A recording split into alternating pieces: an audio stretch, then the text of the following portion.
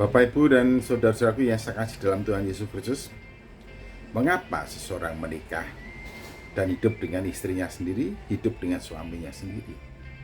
Memang sebetulnya lebih baik seseorang itu tidak usah menikah, hidup sendiri, dan hidup bagi Allah, hidup khusus dan hidupnya bagi Allah, menggunakan, menikmati, dan menjalani hidup sepenuhnya bagi Allah. Jauh lebih baik sendiri dan fokus untuk hormat, puji, dan kemuliaan Allah. Namun di sini dikatakan, oleh karena bahaya percabulan, maka lebih baik seseorang menikah dan hidup dengan istrinya sendiri, hidup dengan suaminya sendiri.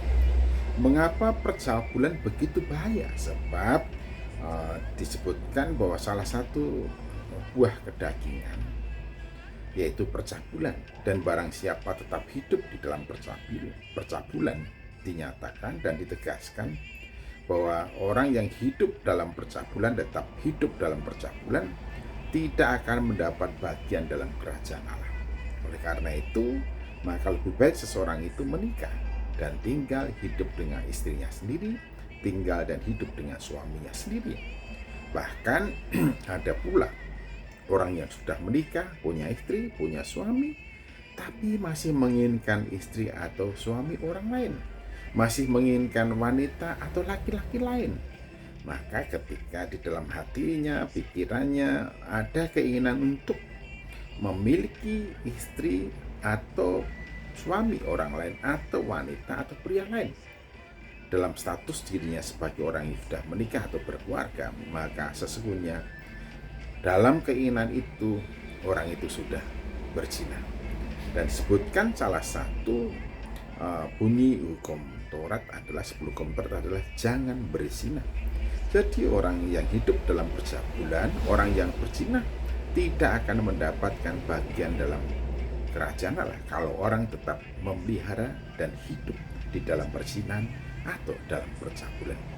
Daripada jatuh dalam percabulan dan perzinahan, maka lebih baik seseorang menikah dan hidup tinggal bersama dengan istrinya atau dengan suaminya, dan selalu berpegang teguh pada kebenaran firman Tuhan bahwa pernikahan Kristen hidup dalam aturan, ketentuan dan hukum yang pasti, yaitu pernikahan kudus. Apa yang sudah disatukan oleh Allah tidak boleh diceraikan oleh manusia.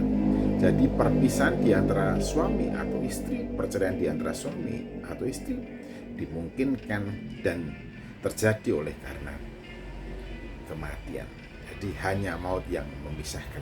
Karena itu lebih baik kita semuanya memahami akan hal ini daripada jatuh dalam percabulan dan juga perzinahan.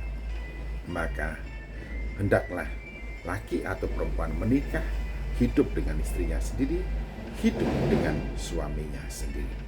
Ini perlu ditegaskan sebab kadang-kadang orang sudah punya istri, orang sudah punya suami, masih saja menginginkan istri orang lain atau suami orang lain, atau bahkan matanya, hasrat hatinya masih jelalatan ketika melihat orang lain dianggap lebih cantik, lebih menggairahkan, lebih seksi, lebih tampan, lebih maco, lebih jantan, dan seterusnya.